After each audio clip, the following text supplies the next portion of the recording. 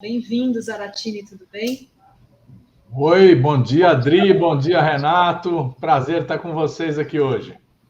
Prazer é nosso. Bom. E aí, você gostava do Adriano da Nóbrega? Puta vida. Era o chefe das milícias, né? Um dos chefes, né? É um dos chefes da milícia. Chefe, assim, nível intermediário, né, Renato? Porque tinha a chefia geral, né? A diretoria geral. A diretoria geral é outro nível, né? Já está mais bem instalada. Não corre tanto risco, né? Eu me espanto. Morrer em combate. Eu me espanto como isso parece que foi naturalizado no governo Bolsonaro. Cara, esse é o tipo de escândalo que um governo mais ou menos sério, não precisa nem ser o governo do PT, podia ser até um tucano, tava com a bunda na janela, agora tá tendo que explicar para o mundo essa história desse áudio. Esse áudio só corrobora os áudios vazados pelo Intercept há 2 anos atrás, Zaratini, da história da Casa de Vidro, que tinha uma ligação para o Bolsonaro e chamava o cara da Casa de Vidro e chamavam o Jair. Porra! E agora vem a irmã, em um áudio vazado nos dias, e diz isso. Os caras colocam Queiroz para desmentir, Zaratini. É incrível. É incrível. Olha, nós estamos vendo um governo realmente da bandidagem, né? Quem está comandando o país é o que tem de pior, né? Não só do ponto de vista aí de toda essa escória da sociedade, essas milícias, né, que se organizam à margem do Estado, né, e querem se impor ao Estado, como de fato conquistaram um espaço dentro do Estado, né? A presidência da República, uma boa parcela do Congresso Nacional, talvez até setores da Justiça, né? Então, realmente nós temos aí que vamos ter que fazer uma limpa aí, porque a democracia que vai nos permitir isso é o voto, né? A gente poder ter uma maioria no Congresso Nacional, o Lula presidindo o país, aí sim a gente vai ter condições de botar a casa em ordem, que é o que precisa ser feito. E isso, quando eu falo nesse aspecto, tem um outro aspecto também, que é o aspecto da degradação econômica, né, do império dos bilionários que se constituiu no país. Hoje quem manda no país é a plutocracia, são os ricos, os bilionários, né? Eles fazem o que querem, né? Veja você, eles conseguiram ontem barrar a votação do PL das fake news, da urgência do PL das fake news. Eu não vou dizer aqui que o projeto é lindo e maravilhoso, não é, tem muito problema. Mas, de fato, começava a regulamentar as plataformas, né? E isso eles conseguiram através juntando interesses aí do Palácio do Planalto, dos milicianos, da base do Bolsonaro, de poder continuar fazendo fake news à vontade, com o interesse das plataformas, né? E com isso eles juntaram uma força que bloqueou aqui a votação e não permitiu que a gente tivesse 257 votos, né, para abrir a urgência. Nós não estamos nem discutindo o projeto ainda. E é importante ressaltar aqui, votos do Cidadania, quase todos foram contrários à urgência, e uma boa parte do PSDB, né? Que aí eu imagino que eles não possam, depois da movimentação de partidos, onde quem é bolsonarista foi para os partidos bolsonaristas, quem não é se manteve nos partidos do chamado centro, que agora eles chamam de centro democrático, né? E quem é da esquerda ficou no PT, PSOL, PCdoB, né? PDT, PSB, né? O resto já se separou, as águas se separaram no dia 2 de maio. Então, é estranho que gente do Cidadania e do PSDB, que agora fazem uma federação, estiveram juntos na votação contrária à urgência, né? Com certeza. Aliás, é um projeto que deu muita polêmica na mídia alternativa, né, Zaratini? Porque tinha um artigo lá, o artigo 38, que não deixava claro, que eu considero que não é um artigo desimportante, é um artigo que precisa ser, é um tema que precisa ser discutido, que é como o jornalismo se financia numa lógica de distribuição de conteúdo intermediado pelas grandes plataformas que ficam com o nosso conteúdo e pagam muito pouco por ele. Eles usam do nosso conteúdo e não remuneram da maneira que deveriam. Eles dizem que não, que o conteúdo é livre, enfim, que não é só jornalístico, tem um monte de gente que produz, eles têm os argumentos. Tem outro lado que também é verdadeiro, né? Que tem gente aqui do nosso campo que argumenta que também, antes dessas plataformas, sequer a gente tinha condição de financiamento. E a gente era absolutamente interditado pelos grandes veículos, como o Globo e etc. De alguma maneira, estava um artigo ali que colocava a seguinte questão: garantia esse financiamento, mas não atribuía uma percentagem razoável para a pluralidade informativa, para garantir que pequenos, médios veículos de comunicação, independentes, regionais, etc., também se financiassem disso. Aí o Paulo Teixeira fez uma emenda que garantia 5% da receita total das plataformas para isso. É uma emenda boa, achava que era um bom caminho, tinha conversado com o Orlando, e infelizmente o projeto que tinha sido discutido 2 anos, que tem questões importantíssimas, acabou sendo derrotado e a gente não avançou nesse debate para a urgência. Eu acho que talvez o fato de não ter avançado na urgência pode garantir que a gente melhore pelo menos o debate nesse quesito, Zaratin. A mídia brasileira precisa de um financiamento mais plural. Claro. Não, você tem toda a razão, Rovai, tem toda a razão, e essa reivindicação é mais do que justa. Agora, o funcionamento aqui do Congresso, numa situação em que nós estamos em minoria, né, ela é muito difícil. Então, a gente tem que fazer avanços incrementais, né? Nós não temos maioria governista do nosso lado, a maioria governista é contra nós, e ontem ela se impõe, né? E ontem, no meu modo de ver, a derrota da urgência, por 8 votos, ela significou uma força, uma demonstração de força da base bolsonarista e das plataformas, né? Então, eu acho que a gente vamos tentar ver o que a gente consegue recuperar desse projeto, melhorar esse projeto, para a gente dar um avanço, um pequeno avanço. Vamos ter que... Nós não vamos conseguir fazer as coisas todas como elas são, melhores nesse momento, mas a gente pode ir avançando. Então, eu vejo muito assim, viu? Vou fazer aqui um desagravo ao Orlando, que ontem foi injustamente acusado de estar jogando a favor da Globo, até por veículos da mídia alternativa. O Orlando é um cara sério e não merecia esse tipo de tratamento. Com certeza. Deixa eu ler aqui uns superchats. A Gisele Lagos diz: bom dia, povo, bora ajudar a Fórum, fique membro, compartilhe e dê like. É isso aí, Gisele. E o Décio Amadil diz: a campanha de Lula não pode ser pautada por temas morais e o aborto deve ser considerado caso de saúde pública e ponto. Sem casca de banana. Muito bom.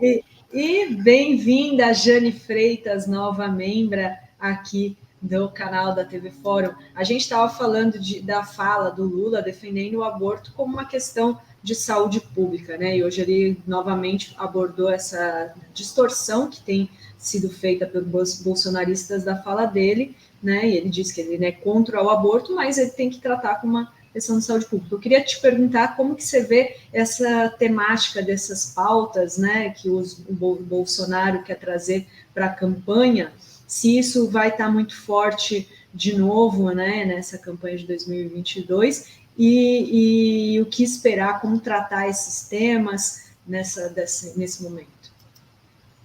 Olha, é evidente que essa temática é o campo preferido do Bolsonaro, né? Porque aí ele pode tentar explorar todos os preconceitos, todas as visões conservadoras que existem na sociedade brasileira. A sociedade brasileira é uma sociedade conservadora do ponto de vista dos costumes, mas é uma sociedade progressista do ponto de vista da necessidade da luta pela distribuição de renda, pelo desenvolvimento nacional, pelos avanços, né, pela possibilidade das pessoas terem oportunidade. Então, é uma sociedade... não adianta a gente brigar com a realidade, ela é o que é, né? Então, temas como aborto, né, temas como casamento de homossexuais, tudo isso são temas que a sociedade brasileira é impactada, ela sofre um certo choque, apesar de que a prática do aborto, a prática do casamento gay, ela é real, ela existe na sociedade brasileira em todas as camadas da população, dos mais pobres aos mais ricos, né? Então, o Lula, de fato, tocou num ponto que é um desses pontos que é importantes, que mexe com a religiosidade também do povo brasileiro, e os bolsonaristas vieram para cima, né? Aproveitaram disso. É um tema que, evidentemente, não pode deixar de ser tratado. Agora, no meu ponto de vista, eu acho que hoje o grande debate, o debate que nós temos que fazer, é como tirar o país do atoleiro. Nós estamos vivendo uma situação calamitosa. Eu vim agora para a Câmara, eu fui lá no acampamento Terra Livre, que está juntando lá milhares de indígenas de todos os cantos do país. Ele é um acampamento que eles fazem todo ano, né? Um acampamento de luta em defesa dos territórios indígenas, em defesa da sua dignidade. E o que a gente observa, a maioria dos indígenas vive na miséria, E eles são parte do povo brasileiro, os pequenos agricultores, e esse pessoal todo tem que ter oportunidade de viver melhor. Eu não estou falando aqui da minoria, não, estou falando da maioria do povo brasileiro. Eu fui aí no Guarujá, Renato, na segunda-feira, visitei a periferia do Guarujá, fazia tempo que eu não ia na periferia do Guarujá. Eu fiquei impactado de como está a situação do povo aí na Baixada Santista. Eu tinha ido ano passado, aí nos chamados diques, né, na zona noroeste, nas palafitas aí, que tem no extremo noroeste da cidade, ali, divisa com São Vicente. A situação é muito ruim. Então, o que acontece? Nós temos que discutir isso. Como tirar o povo dessa situação? Como retomar o desenvolvimento do país? Como fazer o país crescer? Como distribuir renda? Como abrir as universidades para o povo brasileiro? E aqui, quando eu falo de universidade, eu queria também falar um aspecto. A universidade, ela não é só, poxa, eu quero que o meu filho se forme em engenharia, em medicina, em arquitetura, em filosofia, em geografia. Não, ela é um centro de reprodução do poder. Então, o povo brasileiro só vai, de fato, mudar a sociedade a hora que ele ascender a universidade. Porque aí, essas pessoas do povo vão poder participar do sistema político, como vereadores, deputados, senadores, governantes, vão poder participar da direção das empresas, né? É aí que a gente mexe com o poder. Então, a universidade, a gente às vezes fala muito do ponto de vista da nossa aspiração pessoal e familiar de ter os nossos filhos fazendo uma universidade. Mas quando a gente abre as universidades, nós estamos abrindo um centro de reprodução do poder. Então, é isso que é fundamental, a gente possibilitar o povo brasileiro.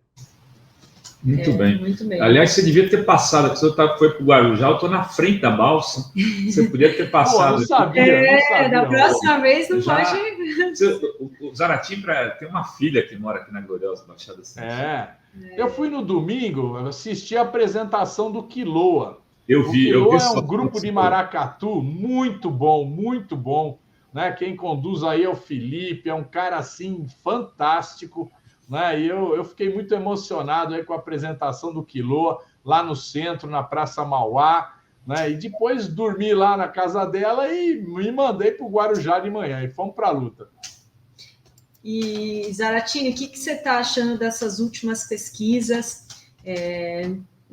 Qual que é o cenário aí eleitoral? Você acha que o Bolsonaro tem ainda a chance de se recuperar mais? A disputa Lula pode vencer no primeiro turno? O que você tem visto dessas últimas pesquisas?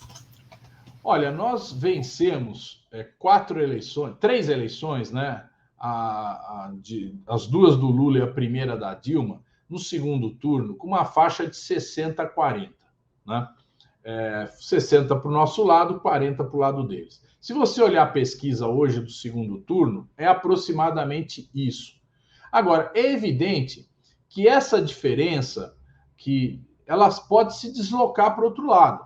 Então, nós estamos caminhando para repetir aqueles resultados daquelas 3 eleições. Porém, né, nós já assistimos em 2018 um deslocamento dessa, vamos dizer assim, dessa parte da população que fica despolarizada, vamos dizer assim, aquela parte da população que assiste à luta dos 2 principais polos, que antes era PT e PSDB, agora é PT e a extrema-direita bolsonarista, né, ela assiste. Se a gente perder essa parte, nós vamos para uma situação mais difícil, né, em disputa muito renhida, muito pau a pau. Então, eu acho que a gente tem que fazer um trabalho de ampliação política.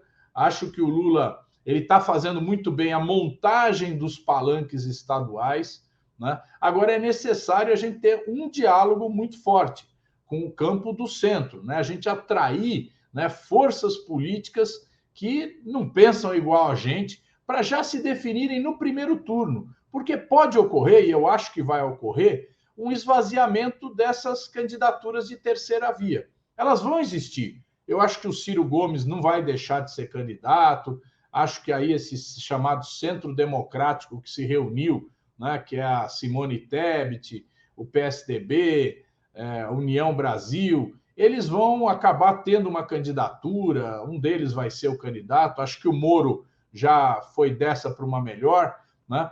E eu acho que aí a gente vai ter, num segundo momento, um esvaziamento.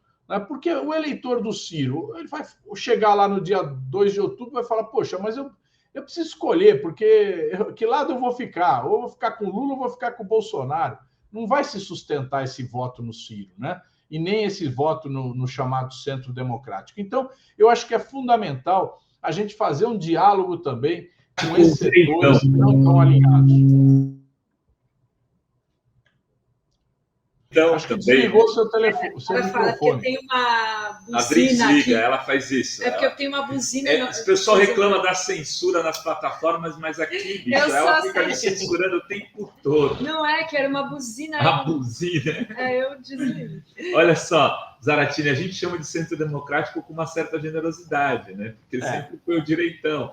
Porra, uma boa, velho. Moro é Centro Democrático? Não. Isso, eles se autodenominaram Centro Democrático, né?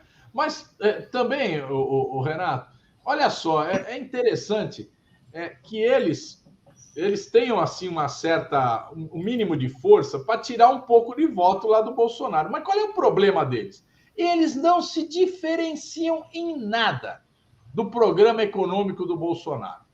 Eles ficam, por exemplo, o porta-voz dessa turma é o jornal O Globo, né? Miriam Leitão, aquele cara mais velho, como é que chama? Merval Pereira, né? O Paulo, o Sardenberg na Globo News. Eles são os defensores do programa econômico, que é exatamente o do Bolsonaro. Então, olha só, paridade de preços internacional, liberalização das leis trabalhistas, reforma da Previdência, tudo isso eles apoiaram, né? Então, eles apoiaram e apoiam. Então, o povo olha e fala, mas qual é a diferença do Paulo Guedes com a Miriam Leitão? O Paulo Guedes apoia o Bolsonaro, a Miriam Leitão é contra o Bolsonaro, mas é contra em que ponto? Não no programa econômico. No programa econômico, eles têm a mesma visão. E é por isso, no meu modo de ver, que eles não crescem, porque eles não dizem nada para o povo brasileiro. Eles não propõem o desenvolvimento, eles têm o mesmo modelo, que é o país, Brasil, se tornar um país exportador de produtos agrários e minerais. Eles estão transformando o Brasil nisso, né? Então, nós somos uma plataforma de exportação, como a gente era há 300 anos atrás, há 200 anos atrás. O Brasil tem outra vocação. O Brasil tem uma vocação de crescimento, de desenvolvimento científico, tecnológico. Quantas coisas nós já fizemos. Eles estão matando a gente. Eles queriam vender a Embraer. A única indústria de tecnologia que exporta se chama Embraer. Eles quase venderam a Embraer. Rovai, nós aqui seguramos durante quase 2 anos a venda da Embraer. Aí perdemos tudo, certo? Perdemos a ação judicial, perdemos no parlamento. Aí veio aquela crise na própria Boeing, que a Boeing desistiu, né? Mas foi bom a gente ter segurado todo aquele tempo, apesar da gente não ter sido vitorioso, né? Mas a gente atrasou o processo e com isso a gente conseguiu chegar num ponto que a própria Boeing desistiu. Aí eles diziam o quê? Ah, a Embraer vai falir se não for absorvida pela Boeing. A Embraer está dando lucro. Está dando lucros e mais lucros. Então, quer dizer, conversa rastaquera desses caras que querem desnacionalizar a indústria brasileira ou acabar com a indústria brasileira.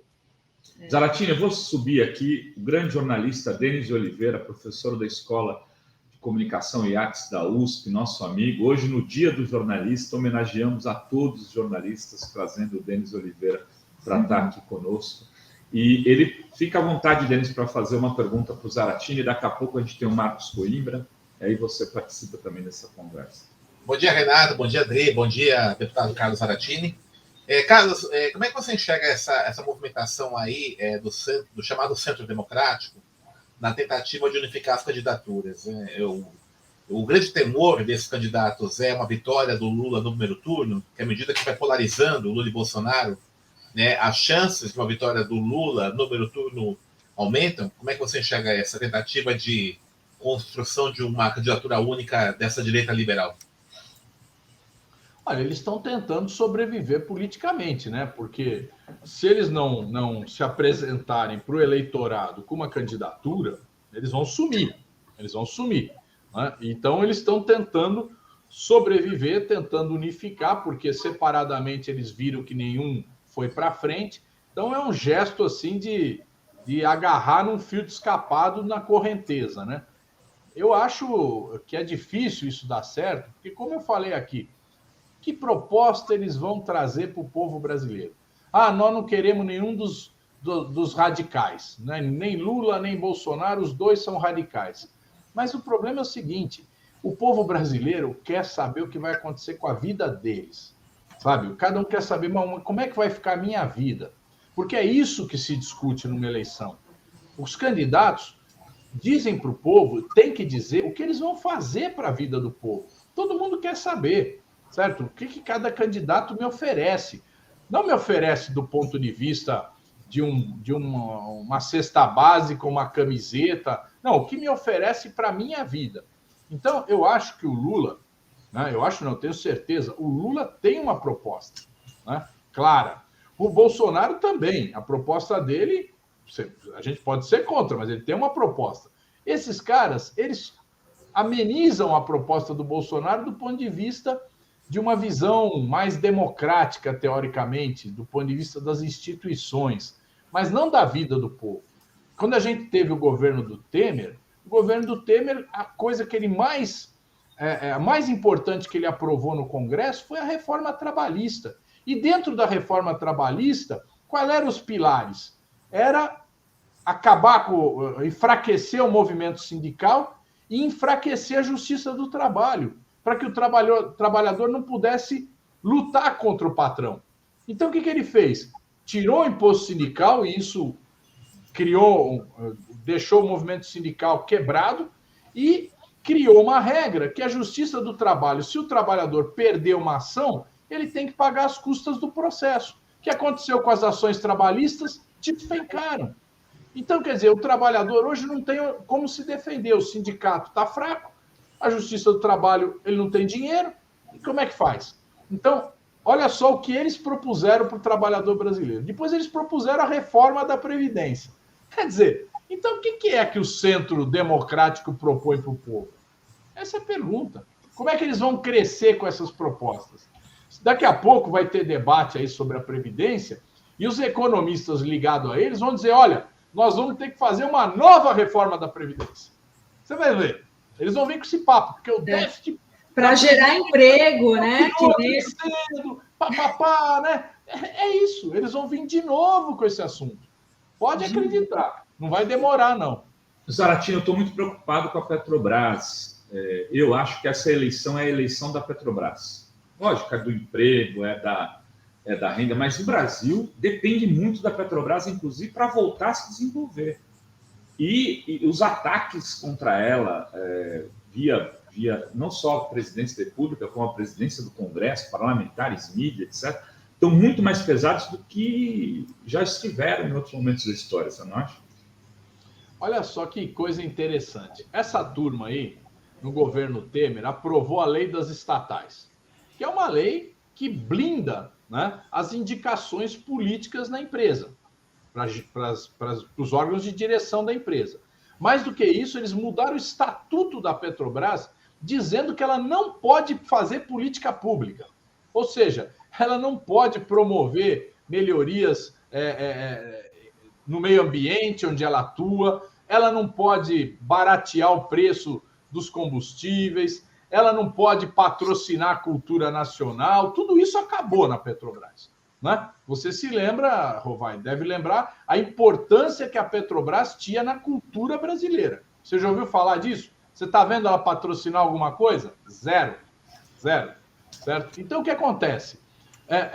Agora, eles precisam operar a Petrobras para ganhar as eleições, para baratear o preço dos combustíveis, e não conseguem. Aí, o que o brilhante Bolsonaro e o Arthur Lira falam? Então, vamos privatizar logo, porque isso deixa de ser um problema do governo, passa a ser um problema aí privado. É tudo que o capital quer.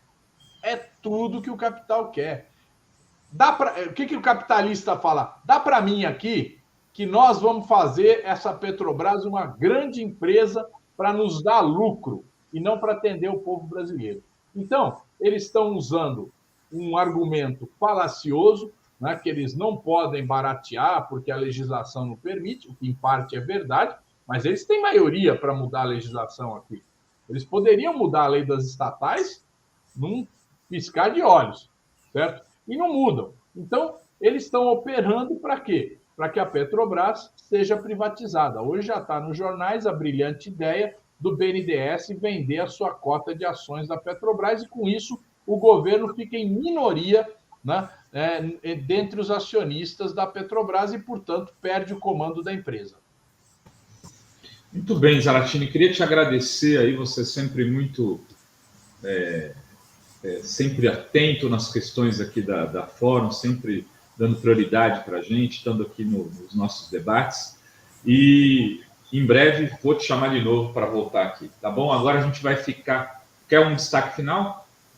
Não, só dar um abraço aí para todo o pessoal que está nos acompanhando, né? E pessoal ficar ligado, viu? Nós estamos com muita coisa acontecendo nos movimentos sociais, né? Precisamos destacar, olha... você precisa botar alguém aqui para fazer ou acompanhar aqui esse acampamento Terra Livre aqui dos povos indígenas em Brasília, porque é uma coisa muito importante que está acontecendo aqui, né? E a gente precisa mobilizar o país em torno disso também, tá? Um grande abraço aqui, que deu um pulo aí. Vou sugerir para a Sinara Menezes.